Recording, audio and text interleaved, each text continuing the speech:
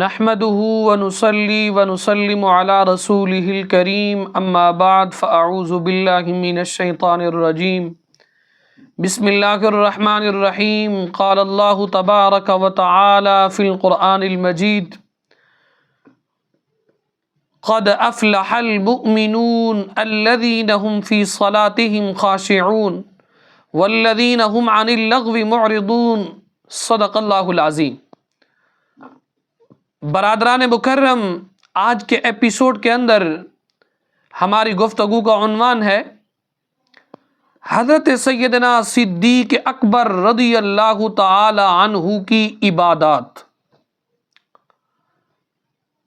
یاد رکھیے، جس طرح سیدنا صدیق اکبر رضی اللہ تعالی عنہ آپ شجاعت کے میدان کے اندر شاہ سوار تھے، علم کے میدان کے اندر کمال درجے کا ماہر علوم عقلیہ اور نقلیہ تھے، جس طرح سیدنا صدیق اکبر رضی اللہ تعالی عنہ جنگوں کے اندر اپنا کردار اعلیٰ طریقہ کار کے ساتھ پیش فرمایا کرتے تھے، جس طرح وہ خوبیاں آپ کے ساتھ تھی، اسی طرح عبادات کے میدان کے اندر بھی سیدنا صدیق اکبر رضی اللہ تعالی عنہ خوب عبادت کیا کرتے تھے۔ ام المؤمنین سیدتنا سیدہ عائشہ صدیقہ رضی اللہ تعالی عنہا آپ کی قرآن مجید کی تلاوت کے متعلق فرماتی ہیں کہ میرے والد ماجد سیدنا صدیق اکبر رضی اللہ تعالی عنہ جب قرآن مجید کی تلاوت فرماتے، اتنا روتے واللہ میرے والد ماجد کی داڑھی آنسوں سے تر ہو جاتی۔ فرماتی ایک دن میں نے پوچھ لیا، ابو جی آپ اتنا کیوں روتے ہو؟ قربان جائیے، سیدنا صدیق اکبر رضی اللہ تعالی عنہ نے فرمایا، بیٹی مجھے اللہ کے خوف سے رونا آتا ہے، اللہ کے خوف سے رونا آتا ہے۔ اور میرے آقا انعامدار صلی اللہ تعالی علیہ وسلم نے بھی فرمایا قرآن کریم کی تلاوت کرتے ہوئے رونا یہ مستحب ہے، قرآن کریم کی تلاوت کرتے ہوئے رویا کرو، اگر رو نہ سکو کم از کم رونے والی شکل تو بنا لیا کرو۔ سیدنا صدیق اکبر رضی اللہ تعالی عنہ قرآن کمال درجے کا پڑھتے تھے، اور میرے نبی پاک صلی اللہ تعالی علیہ وسلم کے غلام سیدنا صدیق اکبر گرمیوں میں نفلی روزے رکھتے تھے، سردیوں میں چھوڑ دیتے تھے، لیکن گرمیوں کے دن طویل ہوتے تھے تو آپ گرمیوں میں روزہ رکھا کرتے تھے۔ سیدنا صدیق اکبر رضی اللہ تعالی عنہ آپ کے متعلق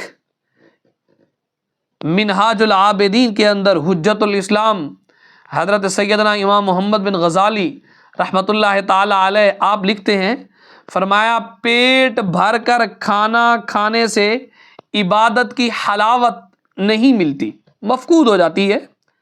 حضرت سیدنا صدیق اکبر رضی اللہ تعالیٰ عنہ نے فرمایا، میں جب سے مسلمان ہوا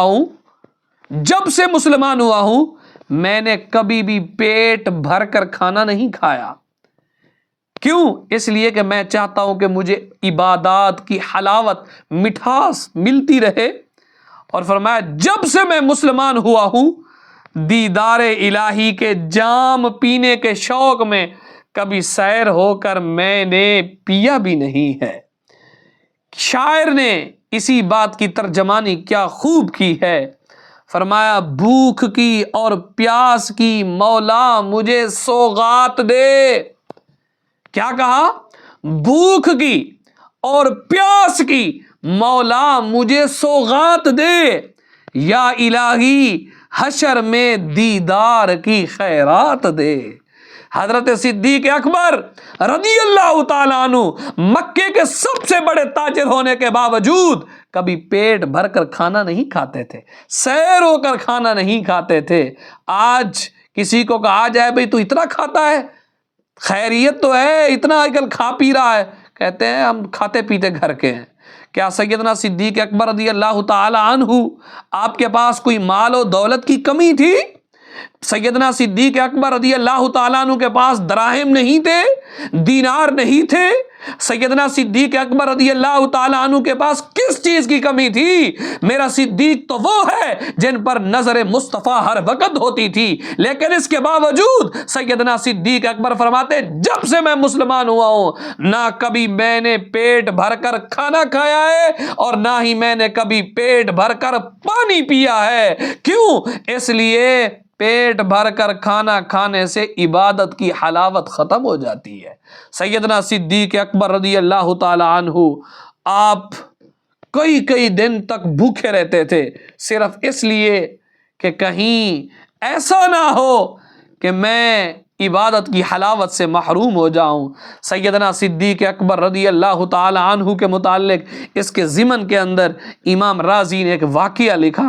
حضرت عطا بن صائب کہتے ہیں سیدنا صدیق اکبر رضی اللہ تعالی عنہ جب خلیفہ بن گئے، خلافت کے کچھ دن بعد آپ چادریں لے کر، کپڑا لے کر، مال تجارت لے کر بازار کی طرف جا رہے ہیں، راستے میں حضرت فاروق اعظم مل گئے۔ حضرت فاروق اعظم رضی اللہ تعالیٰ عنہ نے فرمایا بابا جی کدھر جا رہے ہو؟ آپ نے کہا میں کپڑے بیچنے جا رہا ہوں۔ آپ نے فرمایا فاروق اعظم نے اب آپ ہمارے خلیفہ بن گئے، آپ ادھر ادھر جائیں گے تو امور خلافت وہ کون سر انجام دے گا، لہٰذا آپ مت جائیں۔ تو آپ نے فرمایا اگر میں کپڑے بیچنے کے لیے نہ جاؤں تو میں اپنے بچوں کا پیٹ کہاں سے پالوں گا، میں اپنے بچوں کا پیٹ کہاں سے پالوں گا؟ حضرت سیدنا فاروق اعظم رضی اللہ تعالیٰ عنہ نے جب یہ سنا تو حضرت فاروق اعظم رضی اللہ تعالیٰ عنہ نے فرمایا صدیق اکبر ہم بیت المال سے تمہارا ایک وظیفہ مقرر کر دیتے ہیں جس سے تمہارا نظام زندگی احسن انداز سے گزرتا رہے گا۔ تو معلوم یہ ہوا کہ جو دین کے ساتھ وابستہ ہو جائے، دینی معاملات کے ساتھ وابستہ ہو جائے، جو ذمہ دار ہوتے ہیں ان کا اتنا تو حق بنتا ہے کہ وہ اپنے اس دین کے ذمہ دار کی ضروریات کا خیال رکھیں، کیونکہ خیال رکھنا یہ حضرت فاروق اعظم رضی اللہ تعالیٰ عنہ کی سنت مبارک ہے۔ حضرت فاروق اعظم رضی اللہ تعالیٰ عنہ، حضرت صدیق اکبر رضی اللہ تعالیٰ عنہ، آپ اس قدر تقوی کے، اس قدر عبادات کے ساتھ آپ لگاؤ رکھتے تھے۔